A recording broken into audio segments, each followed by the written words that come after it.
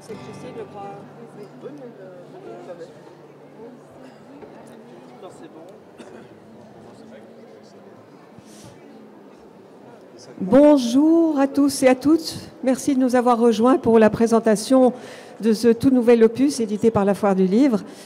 Alors, vous le savez, depuis quelques années, la Foire poursuit à travers son programme Objectif Lire un but magnifique, à savoir rapprocher la lecture et aussi l'écriture de publics qui, a priori, en sont éloignés pour des raisons diverses, économiques, sociales, culturelles.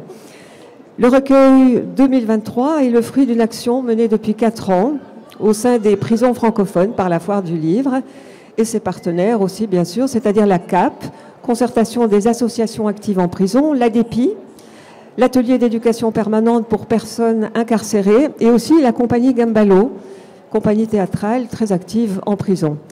Il s'agit en fait d'un concours d'écriture destiné aux personnes détenues et intitulé « Libre d'écrire ». Libre d'écrire, écriture détenue, c'est donc sous ce titre qu'est publié le recueil de cette année. Il comprend 5 catégories, poésie, fiction, récit de vie, oralité et aussi hors cadre. Ça comprend notamment des bandes dessinées. Et Kenan Görgün en a écrit la très belle préface. Il est parmi nous d'ailleurs et nous l'entendrons sans doute tout à l'heure. Notre rencontre alternera entretien et lecture de textes par Céline Schmitz et Nicolas Suissen de la compagnie Gambalo. Et nous aurons aussi le plaisir d'entendre les ponctuations musicales de Serge Thierry, qui est un ancien détenu qui a appris la guitare en prison. Et puis, nous aurons aussi d'autres invités, vous le verrez tout à l'heure. Il y aura aussi Chris Ferry, un des auteurs du recueil, qui a pu nous rejoindre. Il nous lira un extrait de son texte « La veste de cuir ». Alors, petite information pratique, le recueil est en vente sur le stand d'Amnesty International, le numéro 201, au prix de 2 € et, vous le savez, les bénéfices iront à Médecins du Monde, comme pour les autres recueils précédents. Voilà, alors nous allons donc nous plonger immédiatement dans le vif du sujet.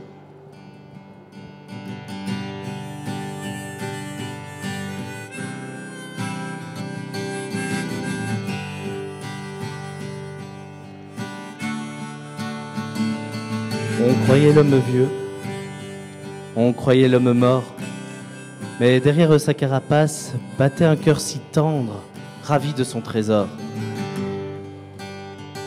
Personne ne connaissait son secret, pas même le vent, pas même le temps. L'oiseau venait la nuit pour lui faire oublier l'ennui, chose étrange, le temps de sa visite. Un voile d'arc-en-ciel flottait autour de l'homme. L'oiseau perdait la tête, l'homme était en fête. Personne ne connaissait son secret, pas même le vent, pas même le temps.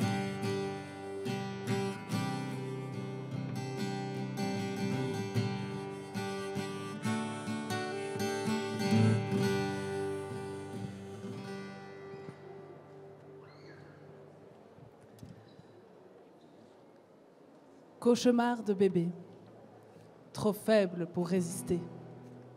Sur d'anodines fesses roses, poudre de talc s'y dépose. Vite, vite, manger, ingurgiter, surconsommer, déshydrater, sans réel coup de foudre pour ces lactoses en poudre. Poudre ou poussière, est-ce là tout notre univers?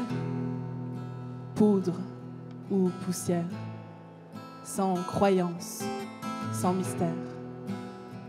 Pas de fleurs pour les ados, dans la rue, dans le métro. Ils ne seront jamais étanches à la mortelle poudre blanche. Certains échouent au pénitentiaire, bâtiments qui partent en poussière. Et justice en poudre aux yeux. Réinsertion, pétage de feu. Les retraités en fin de vie passent des poudres aux comprimés. Mais quand le marchand de sable arrive, poudre de riz, une dernière fois sur le nez. Poudre ou poussière, est-ce là tout notre univers? Poudre ou poussière, sans croyance, sans mystère.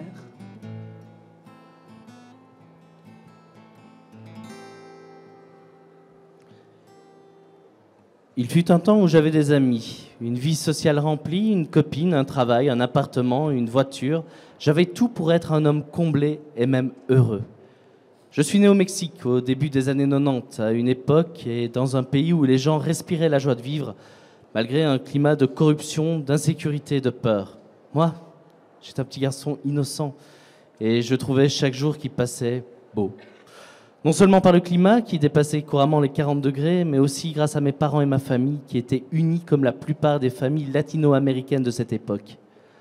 Ma mère a commencé à travailler à l'âge de 15 ans, mêlant travail et école.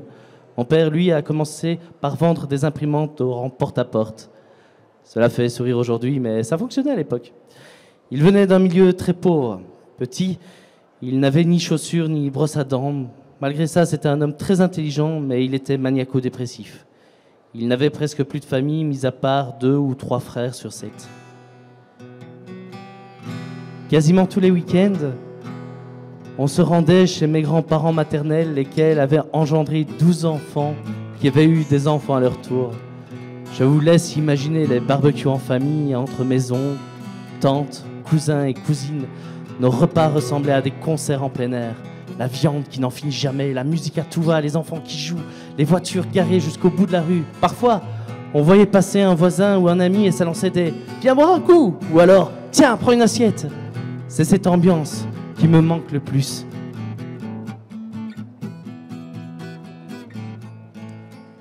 Merci pour cette première série de textes qui sont écrits, je vous le rappelle, du tout nouveau recueil édité par la Foire du Livre. Et son titre, Libre d'écrire, écriture détenue. Alors je voudrais interroger quelqu'un qui est en contact direct avec les prisons et qui a pour mission, à travers l'ADEPI, l'éducation permanente en prison. Coralie Belens, alors quel est le rôle de l'ADEPI exactement ? Donc l'ADEPI est une ASBL qui existe depuis plus de 40 ans et nous dispensons des cours, des formations, des animations dans 13 prisons en Wallonie et sur Bruxelles. Et cette animation concerne toutes les formes de culture ou en particulier l'écriture ? Toutes les formes de culture, pas uniquement l'écriture. Ça peut être l'art, le théâtre... Et quel est le rôle pour vous de l'écriture en prison ? Pouvoir poser ses mots, pouvoir dire ce qu'on a sur le cœur, pouvoir se libérer, pouvoir imaginer.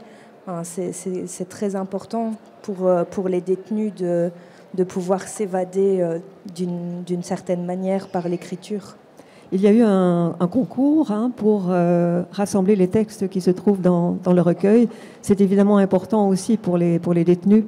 Oui, c'est très important pour les détenus et c'est aussi très important pour eux d'être lus par des auteurs, par des personnes dont c'est le métier et d'avoir une réelle reconnaissance sur ce qui a été écrit.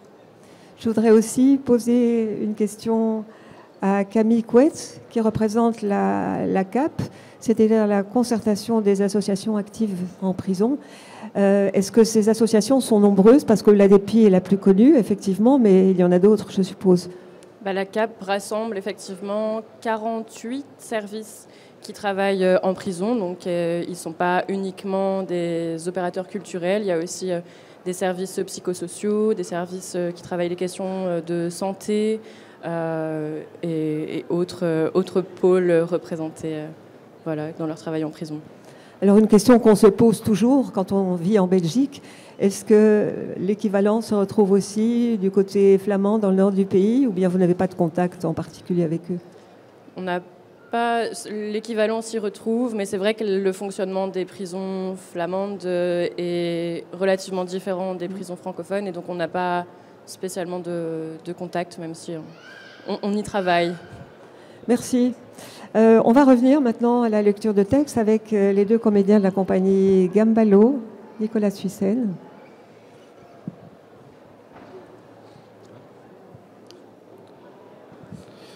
Madame Flicard, notre voisine et propriétaire de notre habitation, s'approche de moi d'un air très pressé, voire énervé. Bonjour, monsieur Messa. Avez-vous fait bon voyage ? Pas très bon, madame. J'ai été mal reçu par l'entreprise qui devait m'employer et je n'ai pas décroché le job tant espéré. C'est la raison pour laquelle j'ai dû rentrer plus tôt. Et vous, madame Flicard, votre semaine s'est-elle bien déroulée? Ne le prenez pas mal, monsieur Messa, mais lorsque vous recevez un invité, pourriez-vous vous assurer qu'il laisse son scooter devant la maison et non dans le garage? Je ne dis pas cela en mal, hein, monsieur Messa, mais madame, votre épouse, a reçu de la visite pendant votre absence. Elle a fait entrer le scooter dans le garage et une trace d'huile s'est formée sur le béton lissé. Quelle mobilette? Madame a reçu de la famille, m'a-t-elle dit. Ok, madame, ne vous inquiétez pas, je ferai passer le message. Je suis rouge de honte, les images défilent. Qui est venu pendant mon absence? En a-t-elle profité pour me tromper? Je dois essayer de garder mon calme. Elle aura certainement une explication claire qui m'ôtera tout doute possible. Je ne peux pas y croire un seul instant. Je suis à bout de souffle en montant les escaliers 4 à 4. À peine suis-je entré dans le salon, qui est venu te rendre visite en scooter? Bonjour, mon chéri. Ton voyage s'est bien passé? Tu entres comme un fou, même pas un bonjour, même pas un câlin, et tu m'agresses. Je pensais t'avoir manqué. Qui est venu te voir en mobilette? Personne. Elle me tourne le dos et va dans la cuisine se préparer un café. La voisine vient de m'interpeller en me demandant de ne plus rentrer la mobilette dans le garage. Je lui aurais dit qu'elle était à quelqu'un de la famille. Dis, après nos 6 années de vie commune, tu me crois capable de faire venir quelqu'un pendant ton absence? Elle raconte n'importe quoi, elle perd la boule. Chaos sur place. Je veux savoir la vérité, mais je n'ose plus l'interroger. Je sais que si je continue à la questionner, je vais devoir aller au bout des choses et j'ai peur de la perdre. Je préfère ne pas savoir.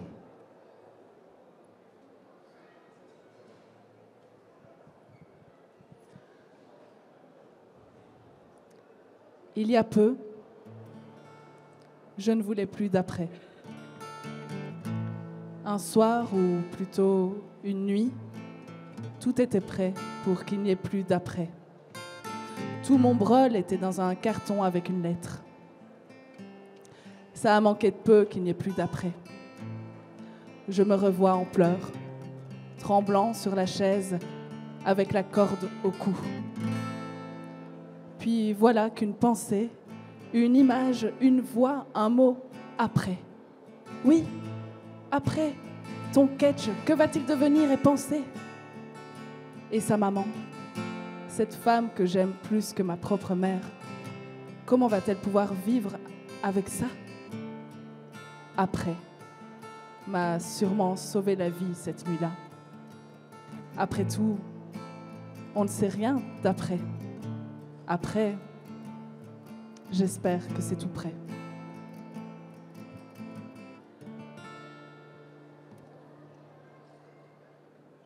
Comment nous détacher de l'image que nous renvoyons aux autres? Certains de nos actes nous définissent aux yeux des autres, mais cette image est parfois ternie par des choix que si nous pouvions revenir en arrière, nous n'aurions sans doute pas fait. Je suis en face de Monsieur B, qui voudrait que l'on raconte son histoire pour que d'autres ne commettent pas les mêmes erreurs que lui. Mais pour ma part, ça va au-delà du message de prévention.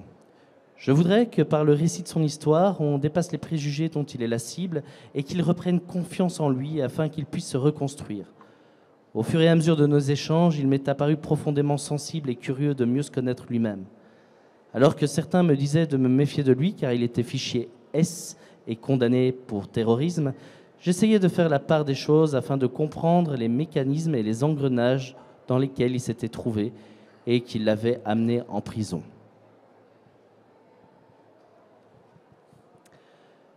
Les étiquettes. Nous en portons tous malgré nous, mais celle que je porte collée à mon front, je m'en passerai bien. Elles me mettent dans des catégories dans lesquelles je ne pensais pas tomber un jour. Moi qui, plus jeune, rêvais d'une vie normale, j'ai la sensation que l'image que je renvoie aux autres ne reflète pas ma véritable personnalité. Mais il m'apparaît évident que cette image que les gens qui ne me connaissent pas personnellement se font de moi, je la dois à certains de mes choix. Et de toute évidence, certains d'entre eux étaient très mauvais. Avec le recul, je m'en rends compte. En fait, je cherchais quelle était ma place dans la société. J'étais perdue à la recherche de mon identité.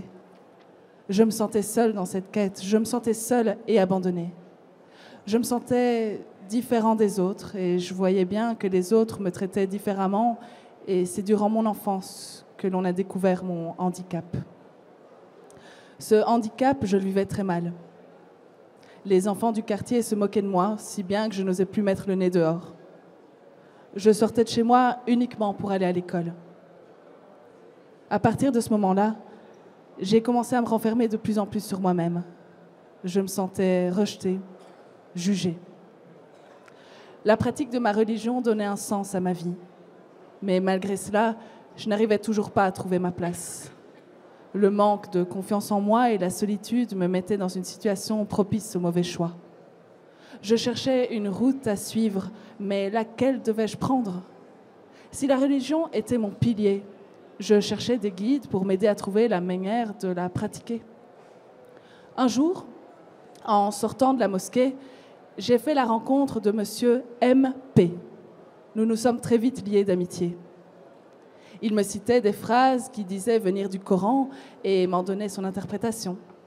Je le trouvais charismatique et convaincant. Il insistait sur le devoir des musulmans de combattre les méchants. C'est de cette manière que le sujet de la Syrie est arrivé. Il me disait que c'était un pays en guerre dans lequel des musulmans étaient tués. Tout ce que je savais de cette guerre, c'est ce que monsieur MP m'en disait, et ce qu'il m'en disait était très clair. Il y avait d'un côté de pauvres musulmans en souffrance qui vivaient une injustice, et de l'autre, les méchants. Les nuances géopolitiques de cette guerre m'échappaient complètement, et je dois avouer ne pas savoir comment les analyser pour les comprendre. Je n'y voyais que l'injustice. Pour moi, la vérité à ce moment-là, c'était celle que monsieur MP me disait. J'étais persuadée que si je suivais ses conseils, j'irais au paradis et que j'étais dans le camp des justes, que nous pourrions partir ensemble pour aider les musulmans de Syrie à retrouver leur liberté. Mais aussi que je m'installerais là-bas, que je me marierais et vivrais ma foi jusqu'à ce que j'aille au paradis. Mais je ne suis jamais partie en Syrie avec monsieur MP, car un jour, il a tout simplement disparu. Il me laissait sans nouvelles, sans guide. À nouveau, je me sentais abandonnée. Je suis retournée sur des groupes de discussion sur Internet. Sur l'un d'eux, j'ai fait la connaissance de monsieur ANR. Il partageait les mêmes idées que moi et comme avec monsieur MP, nous parlions de religion, de la Syrie, etc. Je me suis liée d'amitié avec lui et la confiance s'est tissée entre nous. Un jour, il m'a demandé si on pouvait utiliser ma maison pour y organiser un mariage d'amis à lui. C'est le lendemain du mariage que ma vie a basculé. Après la cérémonie du mariage, nous sommes allés manger au restaurant. Ensuite, par politesse, j'ai proposé aux invités de dormir chez moi, car certains étaient venus de France jusqu'en Belgique pour le mariage. Ma chambre étant occupée, j'ai dormi dans le salon. Le lendemain matin, je fus réveillée par un grand bruit. Quand j'ai vu des personnes cagoulées pénétrer chez moi, j'ai cru qu'il s'agissait de cambrioleurs. Alors j'ai riposté, car il était hors de question que je me laisse faire. Mais ensuite, j'ai compris. J'ai compris que les hommes cagoulés étaient de la police. J'ai donc obéi à leurs injonctions. Les premières semaines en prison ont été les plus difficiles. C'était la première fois que j'étais en détention. Au début de mon incarcération, j'étais isolée des autres détenus car ma cellule se trouvait dans la partie de la prison haute sécurité, réservée aux gens dangereux et aux terroristes. J'ai mis du temps à dépasser ma colère et à me remettre en question. Cela s'est fait tout doucement. D'abord, grâce aux entrevues avec l'imam qui venait me voir en prison et qui m'expliquait que les gens que j'avais rencontrés et qui prônaient un islam radical manipulaient les écrits coraniques et les sortaient de leur contexte pour les interpréter de manière à ce qu'ils aillent dans leur sens. En réalité, aucune de leurs idées extrémistes ne se trouvait dans le Coran. Alors, petit à petit, mon point de vue a commencé à changer. Je ne veux plus que la société ait peur de moi. Je ferai ce qui est nécessaire pour que la société et les gens que j'ai choqués et blessés comprennent que je fournirai tous les efforts nécessaires pour qu'ils aient envie de m'accorder leur pardon. Je sais déjà quel travail je voudrais faire. Quand je sortirai de prison, je ferai une formation en boulangerie.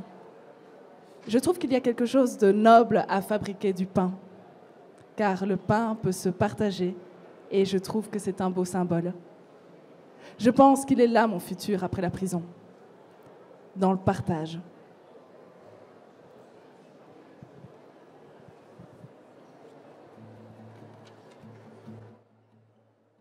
Et si j'étais un animal? Serais-je un poisson? Ou aurais-je la tête hors de l'eau avec une gueule aussi féroce que l'hippopotame? Le crocodile, me dites-vous? Le pourquoi est ma question. Je n'ai pourtant que 26 ans, me comparer à un si vieil animal est pour moi un sujet fâchant. L'éléphant, en revanche, me correspondrait mieux. Pas pour sa mémoire presque inégalable, ni pour son incomparable intelligence, mais pour sa fine peau, aussi fragile que difficilement perforable. Les prédateurs sont en quête de nourriture, mais je ne marche pas seul. À la moindre attaque, les petits sont protégés. Je me dresserai sur 2 pattes pour repousser le danger. Comme un homme âgé, ma vue est médiocre depuis mon plus jeune âge. Par contre, mon ouïe est excellente. J'entends tellement bien que parfois, je verse une larme pour les animaux d'une autre espèce que je n'ai pas pu sauver des attaques carnivoresques. L'aventure est longue, mais les journées sont courtes. Je passe mon temps à manger la verdure sur mon chemin en me dirigeant jusqu'au point d'eau où ma famille et moi irons jouer. Ma trompe poussa pendant de nombreuses nuits comme les cheveux poussent sur le crâne d'un être humain. Petit, ma mère perdit ses libertés des savanes africaines. Les chasseurs et les prisonniers me l'ont pris.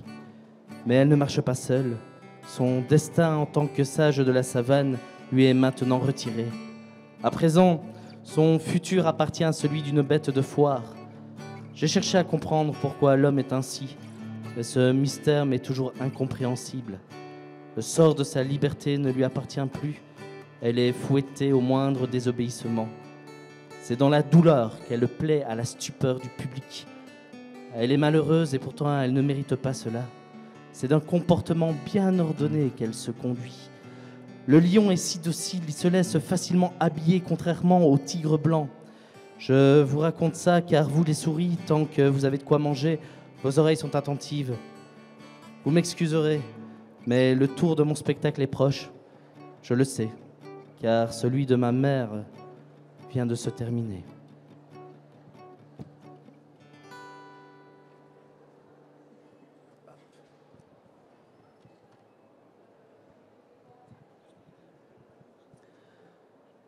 Aujourd'hui, 6 décembre, c'est la fête de la Saint-Nicolas.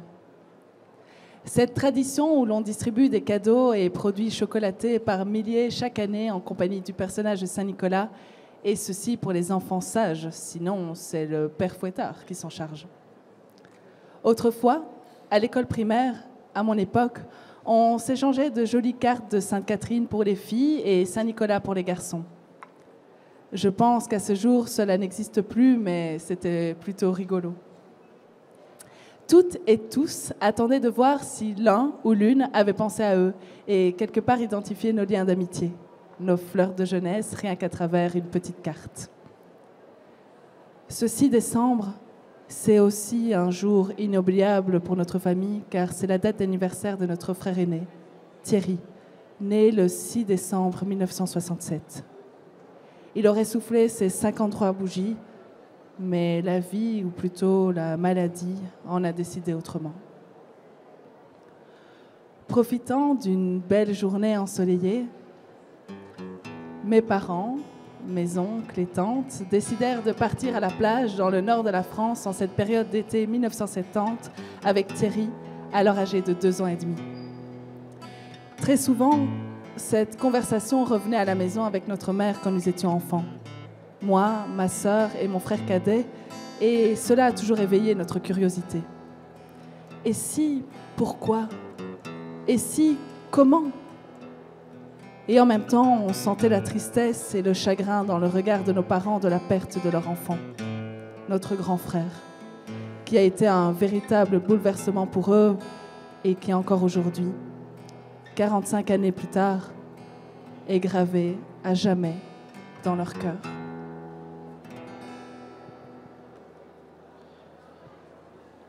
La fête des mamans, c'est une fois par an. Chez moi, c'est tous les jours. Moi qui n'en ai pas. Va voir chez la voisine, elle est meilleure. Ma chanson, 2 mains sur son visage, 2 mains sous un pullover, 2 seins qui ont du caractère sous des bras tendus. La fête des mères, c'est pas ici pour toi. Va voir chez la voisine une paire de bras tendus vers toi chaque fois qu'elle tend les bras. La fête de ta mère, ça te convainc pas, laisse-la, oublie. Tu sais, les coups de bâton, c'est pour toi. Crois-moi, sa fête, elle va te le faire payer. T'en auras pour ton argent, le vieux. N'écoute pas la méchante parler. Le bâton est à portée de main. Va chez la voisine. Sa paire de bras est longue comme sa paire de nichons. C'est là où il faut aller te cacher. Ça remplace la mauvaise mère. Allez, prends la mer, va au large, c'est une vie. Comment revenir en arrière, effacer de l'ardoise? On n'efface pas les coups. La voisine chante comme toi la tendresse. Je suis différent des autres, je ne sais pas à qui l'offrir et je ne sais pas croire en rien. C'est la fête des mères, c'est la vie, le cadeau, c'est moi si tu veux. Je n'ai pas la réponse, c'est toi qui l'as. Et je peux essuyer mes yeux enfin. Ma fête des mères, c'était toi ma voisine. T'as un mouchoir à prêter pour moi? Ah je sais, je le mérite pas. Virus, je vous en prie, prenez place. Je vous remercie toutes et tous d'avoir répondu présent pour cette réunion spéciale de l'organisation microbienne syndicale. En effet, si l'OMS, sous l'impulsion de son président Virus Coriza, a souhaité vous réunir, c'est parce que nous devons faire face à une situation exceptionnelle. Il n'y aura donc qu'un seul et unique sujet à l'ordre du jour, mais tout de suite, je donne la parole à notre président. Mes amis, l'heure est grave. En ce moment, même les regards du monde entier sont tournés vers l'un des nôtres. C'est une véritable vendetta qui s'abat sur notre camarade Covid-19 et il nous faut réagir immédiatement. Je compte sur vous tous pour travailler ensemble. J'ai bien dit ensemble, n'est-ce pas? H1N1 et H3N2. Je propose que l'on fasse un premier tour de table afin de dégager des pistes de réflexion pour venir en aide à Covid-19. Qui veut commencer? On t'écoute, Virus, à ma Paris. Ben, ce que j'en dis, moi, c'est bien beau de nous faire le coup de il faut sauver le soldat Covid, mais je vous le dis, moi, c'est pas très malin de s'attaquer au monde entier en même temps, non, mais franchement, qu'est-ce qui tourne pas rond dans sa capside? Je vous rappelle que nous ne sommes pas là pour juger, disons, les méthodes, ma foi peut-être ambitieuses, de notre jeune confrère, mais bien pour lui trouver une solution. On a pensé à l'exfiltration. C'est exclu, il est à présent traqué dans le monde entier, Seigneur, quelle horreur. Mais qu'est-ce que je vous disais, moi, il y en a marre de ces minots à peine sortis de Louvain-la-Neuve qui se croient plus malins que des Ebola et compagnie. Ebola, c'est pas un virus, déjà. On ne se coupe pas les uns les autres, H1N1. Bah, c'est peut-être pas un virus, Ebola, mais lui, au moins, il a un peu de méthode dans son travail. Il a su se faire oublier quelque temps pour réapparaître ici et là, sans qu'on lui mette tous les labos du monde sur le dos. Je voudrais pas avoir l'air de chipoter au sujet des titres et des grades de chacun, mais Ebola, c'est bien un virus. Nanani, nanana, virus, je sais tout. Merci pour cette précision, H3N2, mais s'il vous plaît, continuons. Si c'est un virus Ebola, pourquoi on le voit jamais aux réunions déjà? Est-il seulement en ordre de cotisation? Virus, un peu de sérieux de grâce. Ebola, comme d'autres confrères d'ailleurs, s'est fait excuser ce soir. Ouais, la discrétion, je vous disais, quand vous, les grippes, vous aurez compris ça, vous êtes de vrais kamikazes, hein. Chaque année, vous nous refaites le coup, mais vous ne surprenez plus personne, hein. Prenez-en de la graine d'Ebola. Si on envoyait une diversion d'autres virus, histoire de faire redescendre la pression sur Covid-19. Bonne idée. Qui est volontaire? Personne?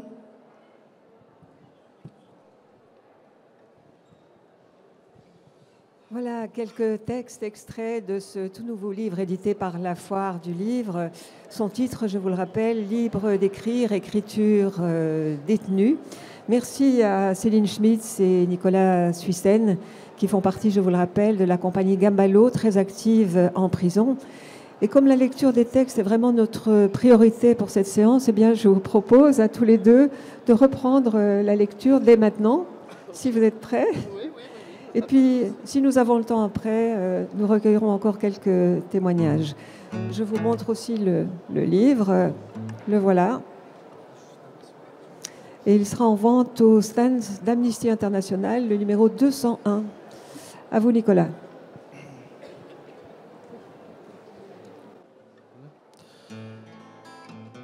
Une sèche au bec et une plume en main, je suis le mec qui goûte le vin.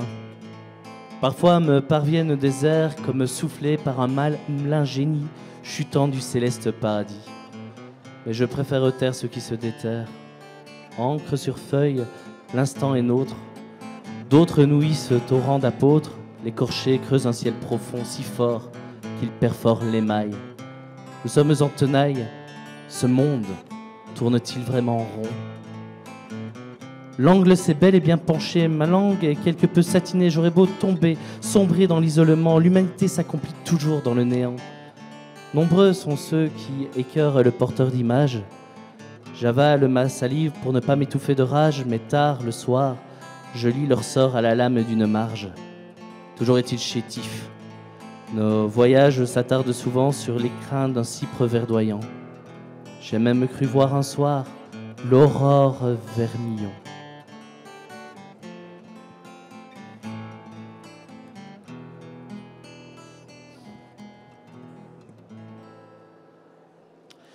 J'ai parfois envie de me trouver au préau et de gueuler de toutes mes forces. Regardez-moi les gars, vous me connaissez, je suis gay.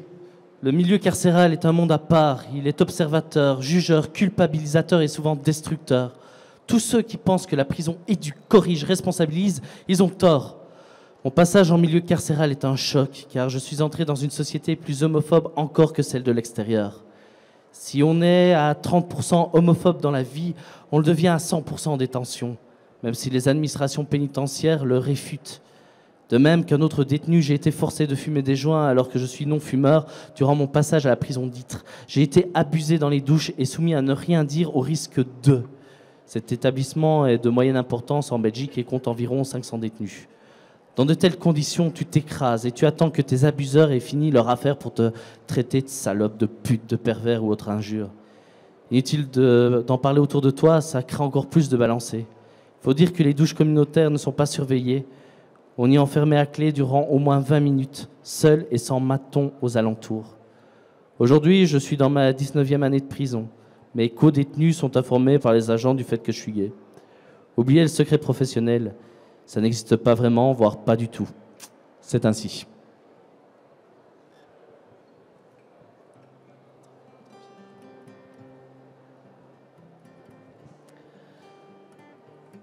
Mieux vaut vivre un jour comme une lionne que 100 comme un bull terrier. Ma mère ne connaît pas le repos. Je suis née un jour férié, les voies du Seigneur étant fermées. Elle s'est adressée à un sorcier et depuis, son fils est enfermé. Tombé du ciel un soir de pluie, je ne vis que la nuit depuis, par peur de mourir un jour, sans avoir connu l'amour. Sans savoir où il se trouve, dans la brousse ou dans la bourse. Ce mot existe-t-il que dans le Larousse? Rien n'est gratuit. Un jour ou l'autre, tout se paie. Rien n'est acquis. Un jour ou l'autre, tout se perd.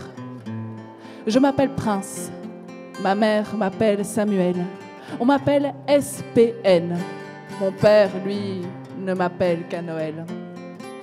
Je suis née à Kinshasa, dans les montagnes d'ordures, sur la route de l'Eldorado, à la recherche d'or pur. La première fois que j'ai vu la neige, c'était de la drogue dure. Dans mon aventure, je me suis échouée contre un mur. J'ai toujours emprunté les mauvais sentiers. Un soir, juré, j'irai jouer où mes jours sont plus sûrs. Rien n'est gratuit. Un jour ou l'autre, tout se paie. Rien n'est acquis. Un jour ou l'autre, tout se perd.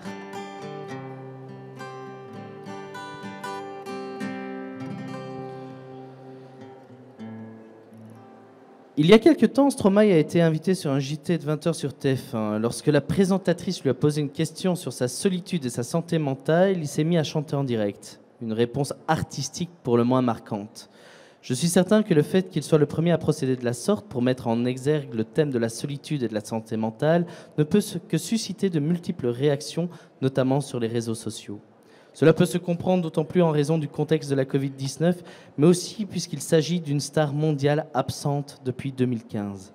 À titre personnel, je n'étais pas particulièrement fan de Stromae, malgré la beauté de ses chansons et le caractère indéniable de son talent. Mais lorsqu'il a terminé sa réponse en chanson, je me suis dit quelle beauté, quel courage, quelle honnêteté. Oui, oui, quant à moi, j'ai peur du jour et j'ai peur de la nuit. J'ai peur d'hier, de demain et d'aujourd'hui. J'ai peur de comprendre et de découvrir qui je suis. J'ai peur de rêver et de construire un espoir qui me fuit. J'ai peur de l'autre qui m'agace, m'agresse et me nuit. J'ai peur du temps qui passe et m'ennuie. J'ai peur des souvenirs et du passé qui me suit. J'ai peur de la solitude qui m'accompagne dans mes puits.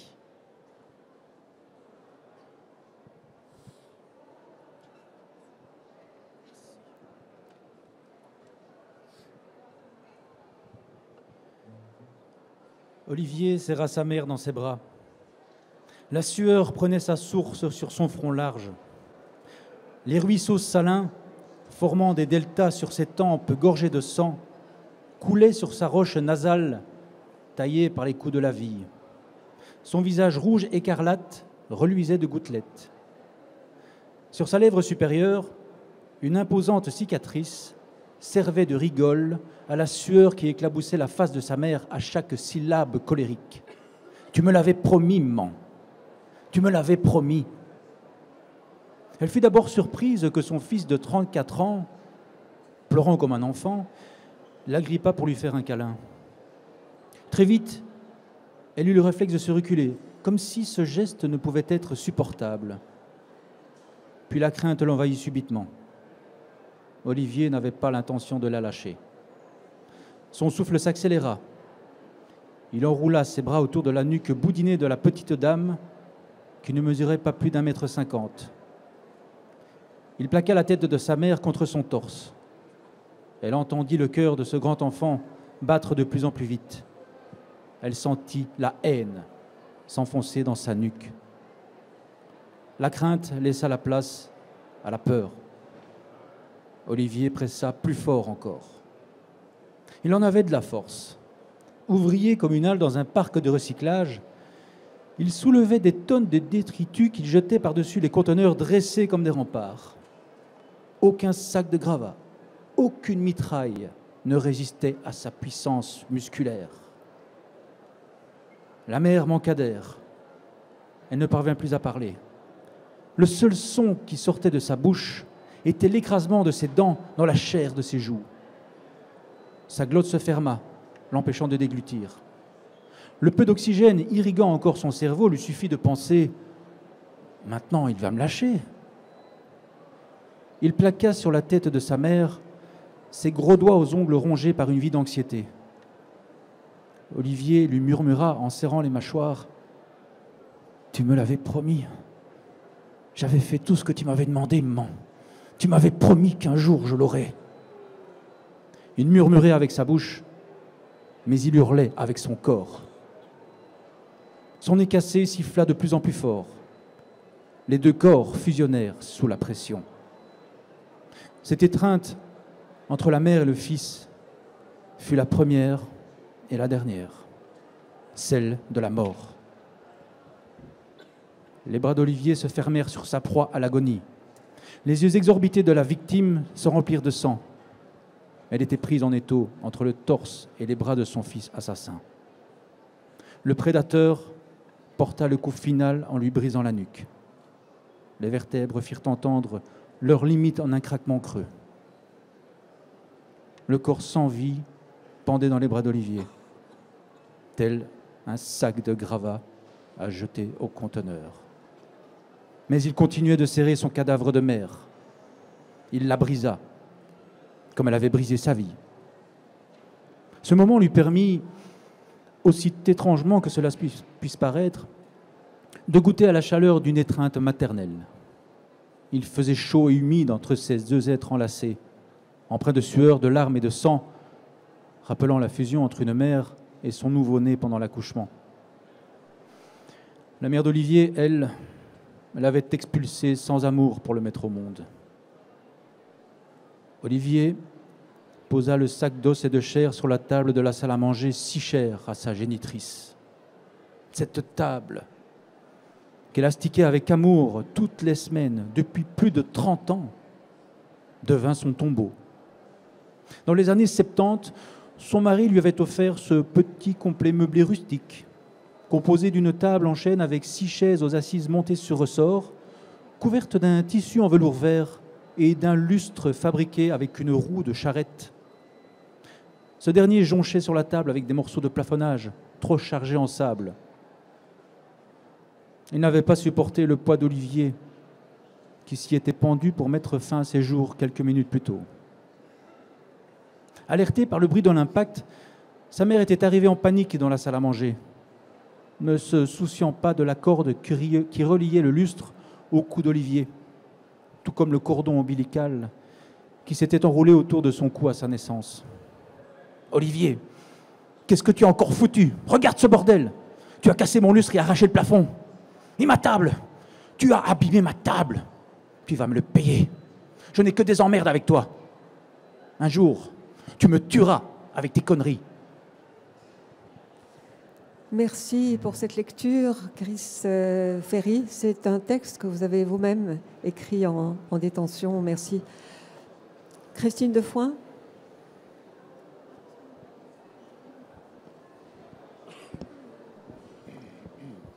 Merci Dominique. Moi, je voudrais remercier tous les partenaires de la Foire du Livre de Bruxelles qui sont engagés dans ce projet. D'abord l'ADEPI, bien sûr. Ensuite, la CAP. Et je voudrais avoir une pensée extrêmement précise pour Camille, qui aujourd'hui fait sa dernière prestation pour la CAP, puisqu'elle va changer de boulot et qu'elle va aller vers de nouvelles aventures. Donc je propose vraiment, parce que c'est une fée, qu'on l'applaudisse. Et puis, je voudrais aussi remercier Amnesty International et en particulier Maryse. Figurez-vous que cette couverture, eh bien, c'est une œuvre de Maryse, parce que Maryse est artiste. Elle fait toute une série de choses diverses et multiples en art. Et voilà, cette couverture, c'est son produit. Donc, on en est fiers à plus d'un titre. Et puis, bien sûr, je voudrais remercier la compagnie Gambalo, remercier Monsieur Thierry qui a accepté de venir. Et alors, bien sûr, remercier Kenan. Je dis toujours, j'ai des copains qui m'accompagnent dans des aventures un peu folles. Kenan fait partie de cela. Donc, c'est du genre où vous prenez votre téléphone et dites, Kenan, est-ce que tu veux bien écrire la préface d'un texte? Et il dit, oui, et c'est à propos de quoi? Donc, merci beaucoup. Je pense qu'après, tu feras une petite lecture de ton texte. Et voilà. Donc, moi, c'était vraiment ça que je voulais dire, c'est que ce projet qu'on fait, Diane Sophie Couteau, qui est associée au projet aussi, avec la Fédération Wallonie-Bruxelles, c'est un projet qui tient vraiment, vraiment à cœur à la Foire du Livre. On espère que ça va durer encore, même après le départ de Camille. Ça va être difficile, mais voilà. Enfin, il reste Coralie. Donc, merci Dominique, parce que toi aussi, tu es de celle à qui je dis, Dominique, est-ce que tu veux bien animer une rencontre? Et où tu dis toujours oui. Voilà, donc je dois aussi excuser mon commissaire général Grégory Laurent, qui est retenu à des interviews, des choses très importantes pour l'avenir de la foire. Voilà. Est-ce qu'on peut encore faire une petite lecture? Oui, tout très brève. Kenan, est-ce que vous êtes prêt à lire un extrait de votre préface? Je trouve qu'elle est magnifique, ce serait dommage qu'on n'en ait pas quelques mots. Oui. Avec plaisir. Merci pour l'invitation, Christine. Non, mais ça va, je vais l'ouvrir. Mais non, j'ai accepté d'autant plus volontiers en fait, de prendre part à toute cette opération qu'en parallèle, et depuis presque un an maintenant, je fais un travail avec les détenus du quartier de haute sécurité de Fleury-Mérogis à Paris. Donc il y a un peu l'Alcatraz d'Europe.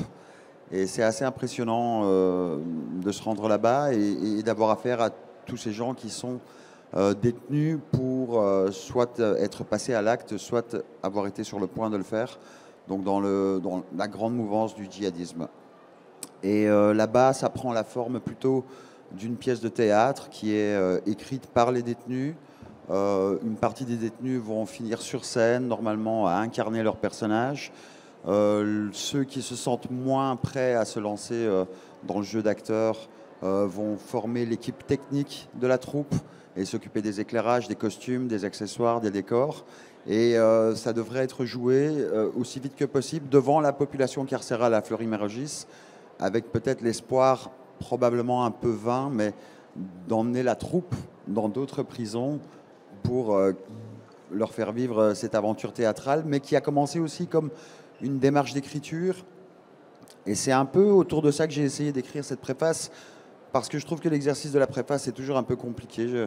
Et donc je me suis dit, comment tu vas faire pour écrire une préface qui ne ressemble pas à une préface? Et voilà en gros ce que ça donnait, mais c'était une façon de synthétiser ce que moi je ressens au contact de ces gens et au simple fait d'être présent à l'intérieur de ces murs, qui ne sont pas n'importe quel mur. Voilà. Tout est à refaire en prison. La présence, l'absence, la parole, le silence. La camaraderie, parfois l'amitié. L'égoïsme et la solidarité. La solitude et la compagnie, la vigilance et la confiance. Le toucher et l'évitement, le désir et l'abstinence. La mémoire et la nostalgie, l'espoir, un petit peu. Le présent, beaucoup trop. L'espace et le temps, ils sont à réinventer entièrement. Cette privation de liberté s'accompagne d'une abondance de privations, d'un dépouillement poussé de l'individu, si bien qu'en prison, il faut tout refaire pour la première fois. Marcher, s'immobiliser, s'aligner, obéir, se lever, se nourrir, se laver, se coucher, s'endormir, d'un œil ou des deux, à des heures fixes et en des durées contrôlées. La prison est une régression au stade premier de l'existence, celui où nous n'avons aucun pouvoir, aucun libre arbitre, mais que des règles et des balises, un encadrement et une rééducation à la dure. En prison, la nuit effraie à nouveau, comme dans l'enfance, sauf qu'à l'extinction des feux, nous n'avons pas le droit de laisser allumer pour chasser les ombres. Les ombres, c'est ce dont la prison est constituée en son essence. À l'ombre contrainte de la cellule, nous sommes placés à l'ombre du monde, à l'ombre des événements, à l'ombre de tout ce qui arrive de bien ou de mal aux autres et font qu'ils sont vivants. En prison, si on n'y prend pas garde, on devient l'ombre d'un homme, pas même de celui qu'on était, mais de n'importe quel homme. Après tout, une ombre n'a pas de visage et à peine un corps à signer. Mais puisqu'en prison, tout est à refaire, on peut aussi y renaître. Nous avons souhaité et espéré que l'écriture soit ce ray de lumière par lequel les ombres s'animent, se caractérisent, se distinguent les unes des autres et se singularisent. Que des visages à nouveau s'y dessinent, dont pas deux ne seront identiques. Que des voix se fassent entendre, dont pas deux ne sonneront pareilles, et prononcent un mot, puis un second, puis beaucoup d'autres. Par l'écriture, refaire de l'humanité. Au commencement est le verbe, et le premier mot du Coran est « lit ». Qu'on soit croyant ou non importe peu dans ce cas.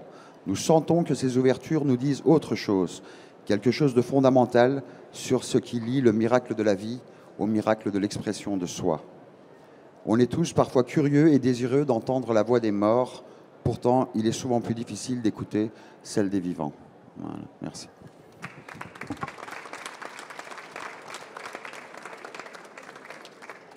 Voilà, merci. Rendez-vous au stand 201 d'Amnesty International pour un drink. Et aussi, c'est là que vous pourrez acheter le livre dont nous avons lu plusieurs extraits. Et merci de votre présence.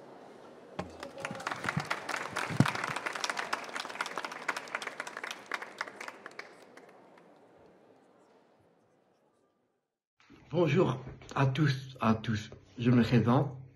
Je m'appelle Bilal, j'ai 31 ans. Je suis un jeune bruxellois qui a fait 7 ans de prison. Avant de lancer dans mon histoire, il faut que vous sachiez, j'ai un handicap. Je suis malentendant et naïf de nature. J'ai subi des moqueries auprès de mes camarades, ce qui a fait que je me suis renfermé sur moi-même et j'ai perdu confiance en moi. Mon seul secours, c'était les réseaux sociaux. Je pensais faire de belles rencontres amicales, mais en réalité, c'était des rencontres nocives. Durant ma détention, j'ai rencontré de belles personnes qui m'ont aidé à avancer et prendre conscience de mes erreurs. Si j'ai décidé de participer à ce concours organisé par le CA, j'avais besoin de raconter mon histoire. Car j'étais victime de mon handicap, je ne cesserai pas, ce qui m'arrive arrivera aux autres. D'ailleurs, aujourd'hui, j'ai retenu une leçon de mes erreurs. C'est pour la raison dans laquelle je me suis engagé à faire des messages de prévention auprès des pour des jeunes qui se trouvent dans la même petite engrenade dans laquelle j'étais perdu. J'ai décidé de me lancer dans l'écriture dans laquelle j'explique dans un livre en détail mon parcours de vie. Au départ, de nombreuses personnes qui avaient des préjugés à mon sujet. En expliquant mon histoire, en montrant vouloir m'en sortir, les avis ont commencé à changer. Ma relation avec la direction de la prison et les services psychosocial se font le même à fur et à mesure des entretiens, jusqu'au juge d'application qui a reconnu mes efforts et qui a fait confiance à mon projet réinsertion. Pour clôturer, je tiens à remercier à la Foire du Livre pour cette invitation de temps de parole qui est important à mes yeux. Je remercie également Oka d'avoir organisé ce concours qui a permis les autres à mieux me connaître et dépasser le préjugé à mon sujet. Je remercie le professeur Dadipi. Je remercie également à M. Amben de m'avoir prêté sa main pour écrire mon histoire. Et pour finir, merci la Foire du Livre pour cette magnifique organisation. Merci à tous